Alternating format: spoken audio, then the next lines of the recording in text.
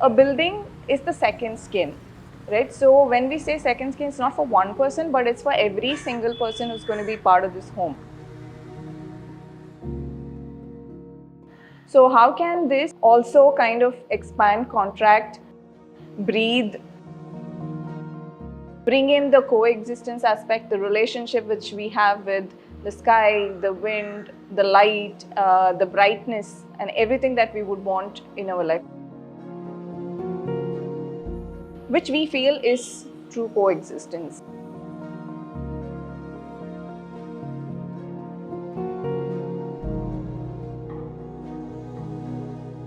Hi, I'm architect Yogesh. And I'm architect Madhumita from VB Design Lab. Join us for an exclusive home tour of Lin Brick House in Chennai. To watch premium videos and access PDF ebooks with house plans, log on to buildofy.com. The link is in the description below. Lin Brick is first of all a name that was given to us by the client. He had come up with the title even before we started the project. So this project is in Kattupakam, close to Porur Lake. And it's a corner property which has the east and the southern side which has road access. A plot size of about 58 feet by 55 feet. We have two entries. One is for the main house and then the other one is for the clinic. And then the main house is actually placed at 1.2 meter level. So this is again a connection to two aspects. One, the cultural idea of Chennai, where you can just step out and then you can just sit out. On the other hand, it's also when someone walks in, that also happens to be your informal interaction space. So once you enter the home, the foyer, and then you open into this large space. So this courtyard is actually in between the puja and the kitchen. It also becomes a hosting space when a lot of people come in. The courtyard is a double height space, which is the temple tower, and we have a light well which kind of captures the east light. So the temple tower has also a climatological reason to it. Honestly, if you see all the olden buildings, it's all built using bricks. Through the course of time, we actually lost our traditional wisdom. So in this project also we wanted to reintroduce reintroduce such practices in our project, so that it just not reinvent every time. Not reinvent every time. Sometimes you need to go back to your old methodologies and then try using it. It also acts as a wing tower along with the stairwell. So the wind, whichever orientation that it kind of comes in, it gets captured either by the stairwell or by the temple tower and gets circulated into the house. And we have to come inside into the home, to the living, and you just walk up.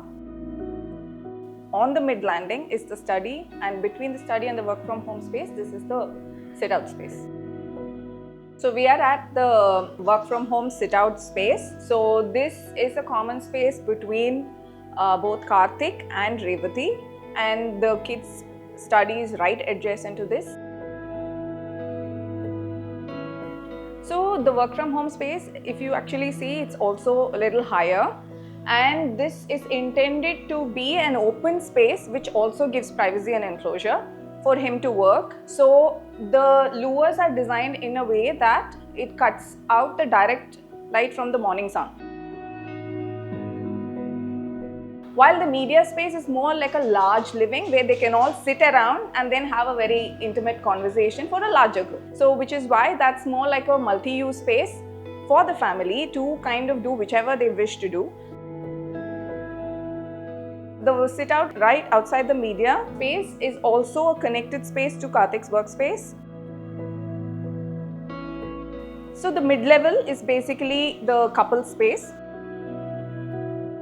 If you actually see, there are sit-outs almost for each and every space.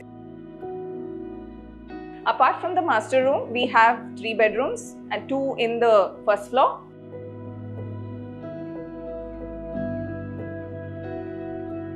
So the relationship between the temple tower and the kids space actually has an interesting story. Important thing was, how they can introduce the idea of religion, and through religious practices, a certain kind of discipline and grounding, at least that they get exposed to. Regarding the terrace is the large hosting space, so or it becomes the family's morning space. In Lin Brick, we had explored 3 different roofing structure.